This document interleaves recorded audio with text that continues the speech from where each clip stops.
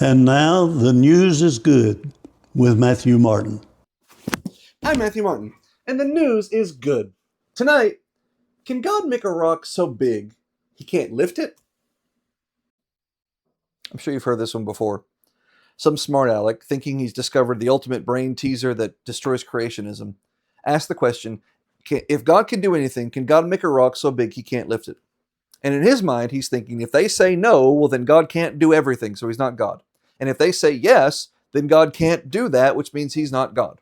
Well, I'm shaking in my tennis shoes now. First of all, who says God can do anything? God himself says there are things he can't do. God cannot lie.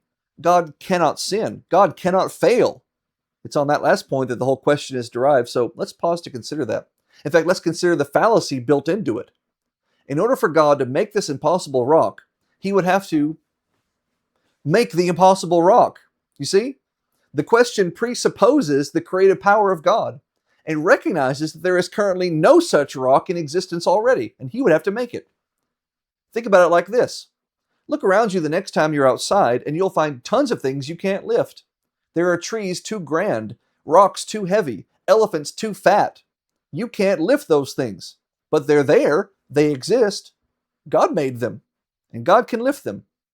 There is nothing that exists that God cannot lift because all things that were made by him, and without him was nothing made that was made. John 1. So the only way someone can even conceive of a rock that God can't lift is by imagining in a hypothetical scenario a being big enough to make that rock, and that being already is God. And once you step into the real world, you find all kinds of rocks that you can't lift, but which God can.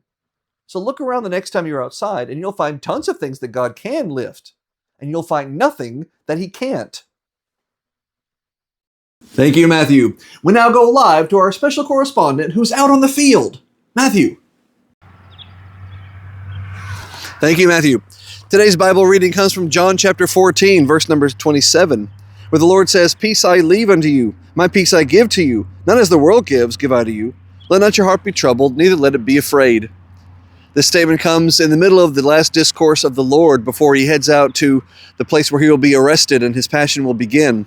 And he's leaving his disciples with, as best as can be given, some encouraging words. That's why the verse ends with, "Let not your heart be troubled, neither let it be afraid."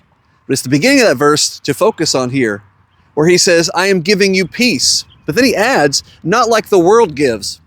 Because sure enough, the world can offer us some degree of peace.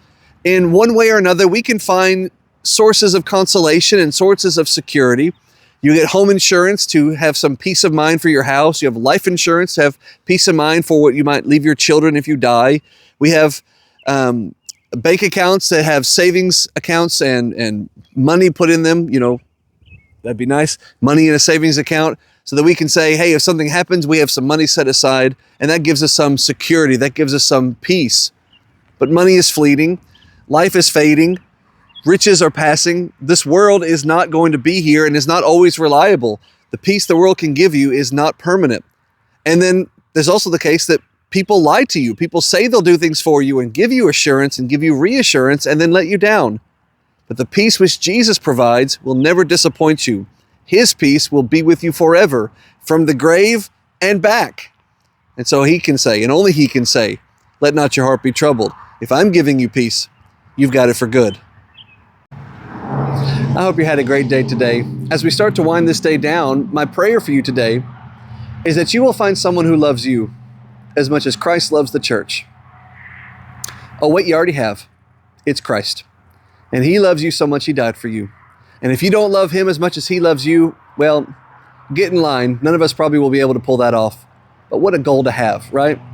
What a thing to strive for, right? What a goal to shoot for. It's to say, I want to love Christ as much as he loves me. I'll never reach that level, but I will try.